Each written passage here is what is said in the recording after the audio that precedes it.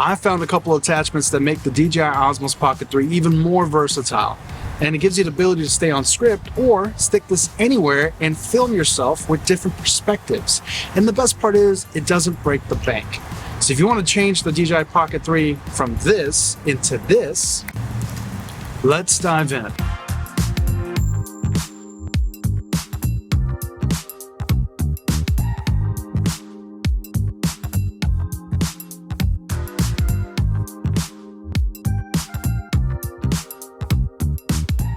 Okay, so let's get into it. This is what it looks like fully assembled, and it works flawlessly with the DJI Osmo Pocket 3 Creator Combo Kit. As you can see here, on the bottom I have the original tripod piece, so you can still use this whole unit as a tripod, and then your phone gets attached right to the front of the camera with this very simple phone attachment. And then this actually allows you to either stay on script or read from the script, but we'll talk about that a little bit later because it doesn't look too good on camera. So I definitely use it more for key points and keeping myself on a script, right? Keeping myself organized rather than a teleprompter. Okay, so let's dive in and talk about these a little bit more. So this is what it looks like fully rigged up. And everything that I'm gonna talk about today, I'll put a link in the description below for an Amazon link that you can purchase these for yourselves. But basically this works flawlessly with the Osmo Pocket 3 Creator Combo. Down here, I'm using the tripod that came from DJI, and you can use this entire thing in pieces or standalone or as an entire unit and use the tripod too and just place it down and use it as you would, right? But the cool feature is this little bracket here gives you the ability to attach your phone, and then you have this unit back here which comes with a magnetic base, and this allows you to stick almost anywhere and get different perspectives when you're filming yourself. So let's talk about these individual pieces a little bit more. Okay, the first piece, we'll take off the tripod. It's just a phone holder, and this allows you to swivel the phone back and forth. It's currently holding my iPhone 13 Pro no problem. It expands pretty big, so I think it can hold the larger like iPhone Maxes and things like that. You thread in your DJI Pocket 3 using the 1/4-inch adapter attachment, and then basically now you have a phone holder and your Pocket 3 in one unit. Now this guy was around $15 or so, maybe 16 bucks. And again, I'll put a link in the description below so you can buy one for yourself. The next unit.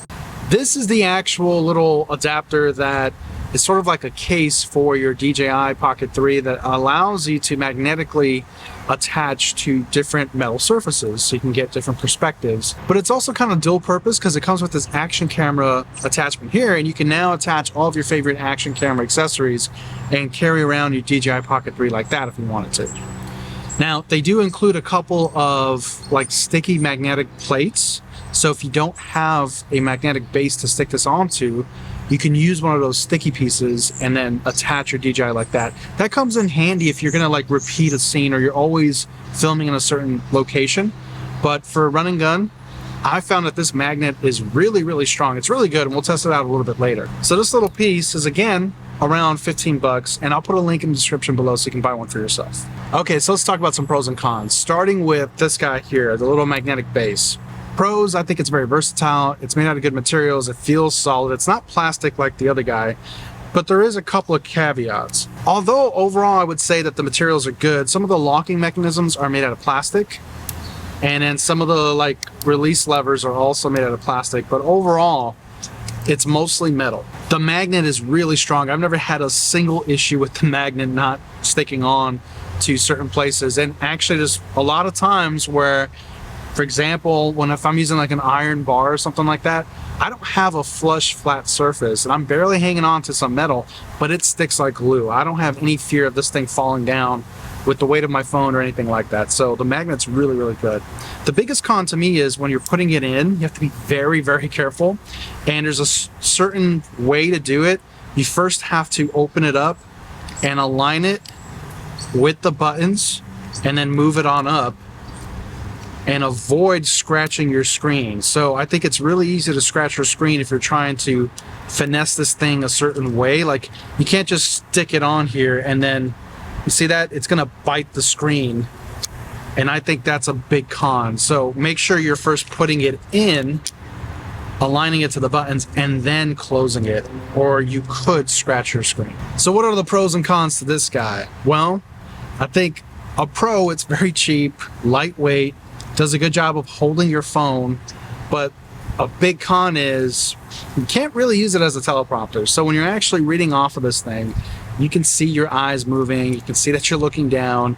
It's not giving you that teleprompter effect. So I don't think it can be used as a teleprompter, but for glancing at your notes and staying on script and not trailing off, having something that you can glance at, look at real quickly, or reference on your phone, it's fantastic. So I know that that all sounds good, but let me show you guys how I use it in my vlogs and give you guys some perspective of what to expect and some of the limitations. I think the first thing I want to go over is how low can you go on the gimbal without actually seeing the phone, right? That's a big deal. So let's go down. I'll show you guys what that looks. And right around there, you start seeing the phone. So that's not too bad. I mean, when are you going to actually ever get that low with the gimbal, right? I think that's very reasonable. And then if I'm actually just using this in a normal scenario, like right around there, I mean, that looks really good. The phone's not even anywhere near the frame, right? It's not going to be in frame at all. So that's kind of limitations as far as how low you can get. Obviously, if your phone's bigger than an iPhone 13 Pro, you want to consider that. So the next thing is, let me actually stick this on some iron bars. I want to show you guys how good the magnet is. Even just barely hanging on this, like a piece of the bar, it hangs on just fine and it holds the camera just fine. So let me show you what that looks like.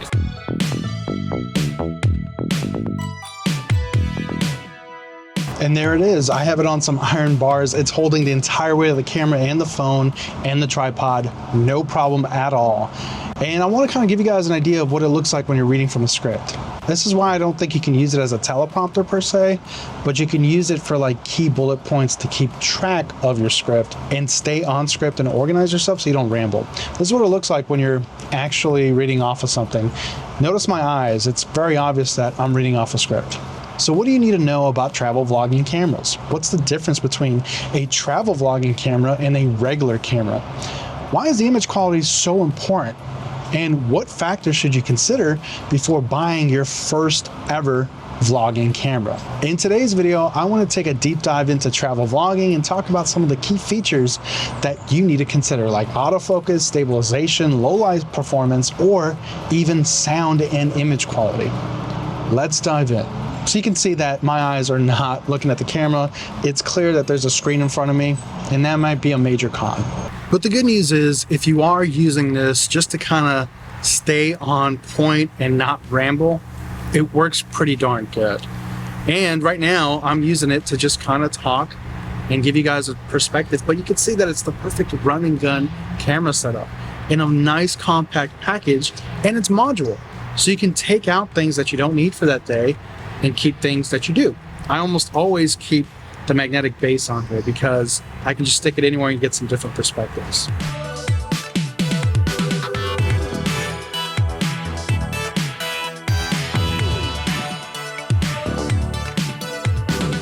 For example, this is a shot that's used quite a bit, but just walking down this alley and talking to the camera, giving a different vlogging perspective.